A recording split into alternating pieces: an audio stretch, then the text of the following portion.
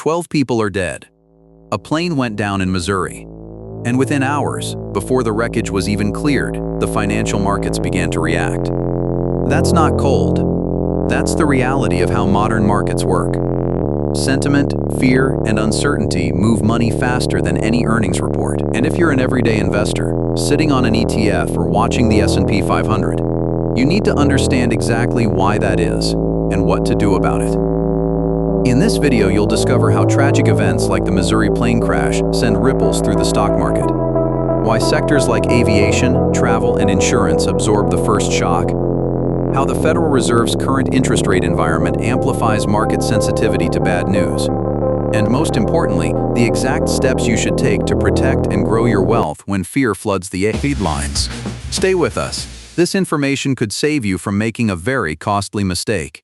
Let's start with the immediate market reaction. When a major incident like this Missouri crash hits the newswires, the first thing that moves is sector-specific equity. Aviation stocks, airline ETFs, and travel-related holdings see selling pressure almost instantly. This is not irrational. Investors are pricing in regulatory scrutiny, potential groundings, legal liability, and a short-term drop in consumer confidence around air travel. The iShares Transportation Average ETF, ticker IYT for example, has historically dipped between 1.2% and 3.8% in the 48 hours following a high-profile aviation incident, depending on the severity and the carrier involved. That is a measurable, repeatable pattern. Markets hate uncertainty. They price it immediately. But here's what most retail investors miss. The broader S&P 500 rarely sustains a significant decline from a single domestic accident. Since 1990, the S&P 500 has recovered to pre-incident levels within 5 trading days in over 87% of aviation-related market dips. The data is clear. Panic selling based on headlines is almost always the wrong move. Now let's talk about the Federal Reserve, because the interest rate environment we're in right now makes every market tremor feel bigger than it actually is. The Federal Reserve has held its benchmark federal funds rate in a range of 5.25% to 5.50%, the highest level in over 22 years. When rates are this elevated, borrowing costs are high, corporate margins are tighter, and investor risk tolerance is lower. What that means in plain terms is this. In a high-rate environment, bad news hits harder.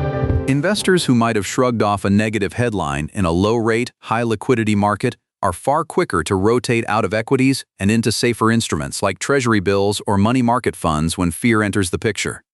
The Federal Reserve's posture is the backdrop against which every piece of news, including a tragedy like this Missouri crash, gets interpreted by the market.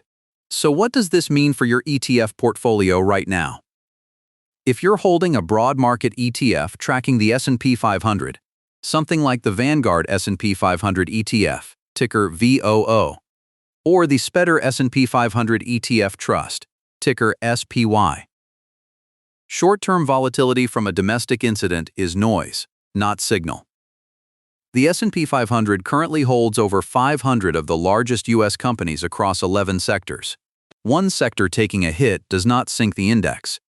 Diversification is working exactly as intended when you see transportation stocks dip, but healthcare and utilities hold steady. That is the system doing its job.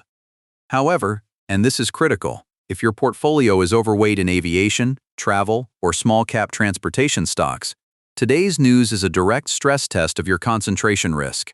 Concentration risk is one of the most common and most dangerous mistakes retail investors make. If more than 15 to 20% of your holdings sit in a single sector, you are exposed to exactly this kind of headline-driven drawdown. Now is the time to review that allocation. Let's talk about what smart investors actually do in moments like this. First, they do not sell in panic. Emotional selling locks in losses and removes you from the recovery. Second, they review their sector exposure, specifically transportation, travel, and insurance, and assess whether rebalancing makes sense based on their time horizon, not today's emotion. Third, they look at this volatility as a potential entry point. When fear drives prices down on fundamentally strong assets, that is often where long-term wealth is built. Warren Buffett famously said, "Be fearful when others are greedy, and greedy when others are fearful." Volatility is not the enemy. Reacting to volatility without a plan, that is the enemy. One more data point worth anchoring to. The average annual return of the S&P 500 over the last 30 years, including all crashes, corrections, recessions, and tragedies, is approximately 10.7% per year. Through September 11th, through the 2008 financial crisis, through a global pandemic. The long-term investor who stayed the course captured that return. The investor who sold on fear did not. This video is for educational purposes only and is not financial advice. Always consult a licensed financial advisor before making any investment decisions. Here is your action plan. Review your sector exposure today. If you're overweight in transportation or travel, consider whether rebalancing aligns with your goals. If you're in a diversified S&P 500 ETF, hold your position and tune out the noise. Watch the Federal Reserve's next policy signal.